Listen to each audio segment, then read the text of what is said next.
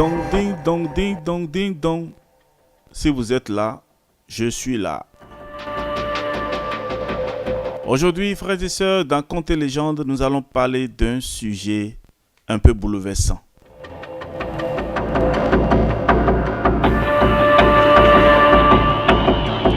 Alors, si vous êtes prêts pour embarquer, serrez vos ceintures et l'avion va décoller.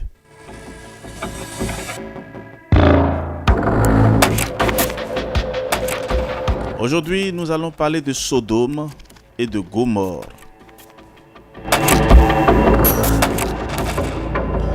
Et tout de suite, si vous êtes déjà assis confortablement à votre siège, ouvrez la Bible, Genèse chapitre 19. Frères et sœurs, vers le soir, 2 des 3 hommes qui étaient avec Abraham arrivent à Sodome et Lot est assis à la porte de la ville. Dès que Lot les voit, il va à leur rencontre et se prosterne jusqu'à terre. Puis il leur dit : « Je vous prie, faites-moi l'honneur de venir chez moi. Vous pourrez vous y laver les pieds et y passer la nuit. Demain matin, vous poursuivrez votre chemin. » « Non, nous passerons la nuit dans la rue, » disent-ils. Mais Lot insiste tellement qu'ils finissent par rester chez lui. Il leur offre un repas et des galettes. Frères et sœurs, pour mémoire, pour ceux qui veulent nous rejoindre, ceux qui viennent de nous rejoindre, dans la dernière édition de Contes et légendes, nous avons parlé des 3 personnes qui étaient donc venues voir Abraham. Et Abraham a plaidé pour Sodome et Gomorrhe jusqu'à 10 justes. Et le Seigneur a dit : « Je ne la détruirai pas à cause de ces 10. » Dieu quitte Abraham après avoir parlé avec lui et Abraham rentre chez lui. À la suite de cela, et on nous dit que 2 des 3 hommes qui étaient avec Abraham arrivent à Sodome et Lot est assis à la porte de la ville. Il n'était pas encore couché lorsque les hommes de Sodome encerclent la maison, des enfants aux vieillards, tous étaient là sans exception. Ils appellent Lot et lui disent : « Où sont les hommes qui sont entrés chez toi cette nuit ?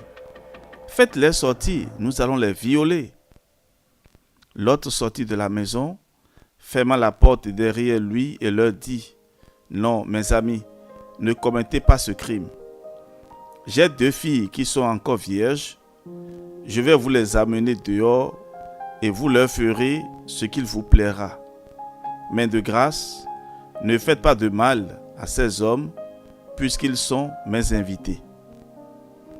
Ôte-toi de là, tu n'es qu'un étranger et tu veux faire la loi chez nous.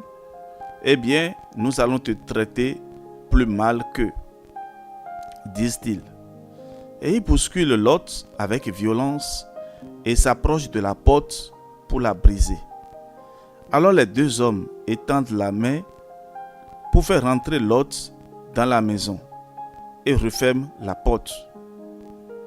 Et ils rendent aveugles tous les gens qui étaient à l'entrée de la maison, depuis le plus petit jusqu'au plus grand, de sorte qu'ils ne pouvaient plus voir la porte. Les 2 hommes disent à l'autre : « Amène hors de la ville toute ta famille, gendre, fils et filles, et tout ce qui t'appartient, car nous allons détruire la ville, parce que ses habitants commettent trop de péchés graves. » L'autre part dit à ses futurs gendres qui devaient épouser ses filles : « Sortez de ce lieu, car Dieu va détruire la ville. » Mais ses gendres croyaient qu'il plaisantait. Très tôt le matin, les anges insistent auprès de Lot en disant : « Lève-toi, prends ta femme et tes 2 filles qui se trouvent ici, de peur que tu ne périsses dans la ruine de la ville. » Et comme il hésite, les 2 hommes le prennent par la main ainsi que sa femme et ses 2 filles, et ils le font sortir de la ville, car Dieu veut l'épargner. Après les avoir fait sortir, l'un d'eux dit, « Fuis pour sauver ta vie, ne regarde pas en arrière et ne t'arrête pas. Sauve-toi vers la montagne si tu veux rester en vie. » L'autre leur dit, « Oh non, Seigneur, ce n'est pas possible d'y arriver avant que le malheur n'arrive. Tu m'as fait une grande faveur en me sauvant la vie. Tu vois cette ville? Laisse-moi m'y réfugier, car elle est petite et assez proche. » Et il lui dit, « Je t'accorde encore cette faveur, de laisser intacte la ville dont tu parles. Hâte-toi de t'y réfugier, car je ne ferai rien jusqu'à ce que tu y sois arrivé. » Le soleil se levait sur la terre lorsque Lot entre dans cette ville appelée Soar. Alors Dieu fait pleuvoir du ciel, du soufre et du feu sur Sodome et Gomorrhe. Il détruit ces 2 villes avec tous ses habitants et sa végétation.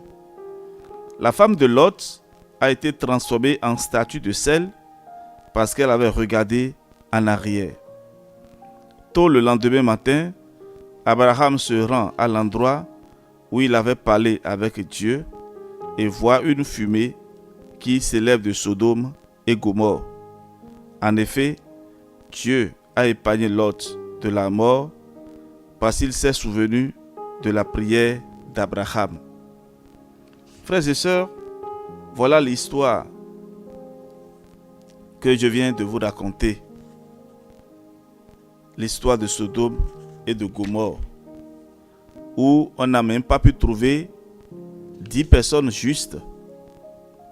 Les habitants de Sodome vivaient dans le péché sans se soucier de Dieu. L'homosexualité était une pratique courante chez eux, alors que c'est une abomination, un péché très dégoûtant aux yeux de Dieu, tout comme l'adoration des idoles. Dieu ne rejette personne, il a horreur du péché, mais il aime le pécheur et il invite à changer de vie. Frères et sœurs, quel conseil peux-tu donner aux homosexuels? Je laisse votre cœur et votre intelligence se manifester dans les commentaires. Les habitants de Sodome vivaient dans de péchés sans se soucier de Dieu, et l'homosexualité était une pratique courante chez eux, alors que c'est une abomination. Qu'est-ce que nous vivons dans notre société d'aujourd'hui et qu'en pensez-vous? Laissez vos commentaires après cette vidéo. Et nous allons profiter du temps pour parler maintenant de la naissance d'Isaac. Oui, frères et sœurs, et après la destruction de Sodome et de Gomorrhe, nous avons quand même une bonne nouvelle. Et ici, nous sommes dans Genèse chapitre 21. Dieu se souvient de la promesse faite à Sarah, la femme d'Abraham, et il accomplit pour elle ce qu'il avait promis. Sarah devient enceinte et elle met au monde un fils à la période fixée par Dieu, alors que son mari est très vieux. Abraham lui donne le nom d'Isaac et le circoncis à l'âge de 8 jours, comme Dieu le lui avait ordonné. Sarah dit, « Dieu m'a fait rire de joie. Tous ceux qui entendront parler d'Isaac riront avec moi. » Qui aurait pu dire à Abraham qu'un jour, sa femme allaiterait des enfants? Pourtant, je lui ai donné un fils dans sa vieillesse à l'âge de 100 ans. L'enfant grandit et Abraham organise un grand festin le jour où Isaac est sevré. Un jour, Ismaël, l'enfant que l'Égyptienne Agar a donné à Abraham, est en train de jouer. Le voyant, Sarah dit à Abraham, « Chasse cette servante et son fils, car celui-ci ne doit pas hériter avec mon fils Isaac. » Abraham est très peiné par cette parole parce que Ismaël est aussi son fils. Mais Dieu lui dit, ne sois pas triste au sujet d'Ismaël et de sa mère. Accepte de faire tout ce que Sarah t'a dit, car c'est par Isaac que tu auras les descendants que je t'ai promis. Quant à Ismaël, il aura aussi une descendance, car il est ton fils. Abraham se lève tôt le matin, il prend du pain et un récipient rempli d'eau, les donne à Agar, place l'enfant sur son dos et lui demande de partir. Elle part aussitôt dans le désert. Quelques jours plus tard, n'ayant plus d'eau à boire, Agar laisse l'enfant sous un petit arbre et va s'asseoir en face, à quelques mètres de là, car elle ne voulait pas voir son enfant mourir sous ses yeux. Puis, elle se met à pleurer. Dieu entend la voix de l'enfant et du ciel, l'ange de Dieu appelle Agar et lui dit, « Qu'as-tu, Agar? Ne crains pas, car Dieu a entendu la voix de l'enfant là où il est. Lève-toi, prends l'enfant par la main, car je ferai de lui une grande nation. » Dieu lui ouvre les yeux et elle voit un puits avec de l'eau. Elle remplit le récipient et donne à boire à l'enfant. Dieu protège l'enfant qui grandit dans le désert et devient tireur d'arc. Sa mère lui donne une femme du pays d'Égypte qu'il épouse. Fin de notre histoire pour aujourd'hui. Qu'est-ce que nous pouvons retenir? Même si la promesse de Dieu tarde, elle se réalise toujours car Dieu est fidèle. Ce qui est impossible aux hommes est possible à Dieu. Dieu n'est pas insensible à nos souffrances. Il vient toujours en aide à ceux qui l'aiment et à ceux qui l'appellent au secours. Crois-tu aux promesses de Dieu contenues dans la Bible? Laisse-nous ta réponse dans les commentaires. Frères et sœurs, nous allons nous arrêter là pour aujourd'hui et nous bénissons le Seigneur pour ce temps qu'il nous a donné. Merci à vous tous de votre fidélité. Abonnez-vous si vous êtes nouveau sur la chaîne et surtout likez et partagez autour de vous ces histoires bibliques pour aider les autres aussi et à adorer Dieu, à revenir parmi les enfants d'Abraham, Père dans la foi. Alors frères et sœurs, merci à chacun de vous.